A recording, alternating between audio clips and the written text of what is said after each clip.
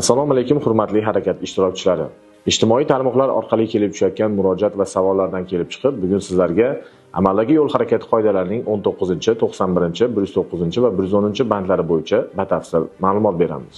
Ushbu qoidalar yo'l harakati xavfsizligini ta'minlashda muhim ahamiyatga ega bo'lib, ularni bilish va amalda to'g'ri qo'llash har bir harakat ishtirokchisining majburiyatidir. Amaldagi yo'l harakati qoidalarining 19-bandiga ko'ra, tartibga solinmagan piyodalar o'tish joylarida piyodalar transport vositalarigacha bo'lgan masofa hamda ularning tezligini chamalab ko'rib, o'tish o'zlari uchun xavfsizligiga ishonch hosil qilgandan so'ng qatnov qismiga chiqishga ruxsat etiladi.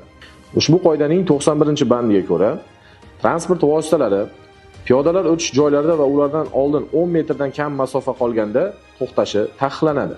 Qoidaning 109-bandiga ko'ra, tartibga solinmagan piyodalar o'tish joyiga yaqinlashib kelayotgan transport vositasining haydovchisi qatnov qismini shu yo'nalishini kesib o'tayotgan piyoda yoki piyodalarni o'tkazib yuborish uchun tezligini kamaytirishi yoki to'xtashi shart.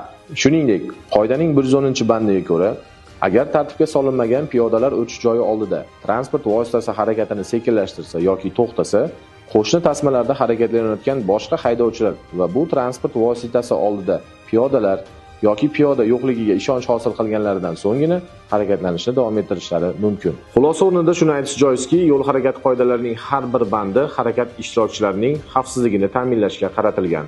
Ushbu qoidalarga amal qilish nafaqat qonun talabi, balki har bir fuqaroning mas'uliyati hisoblanadi.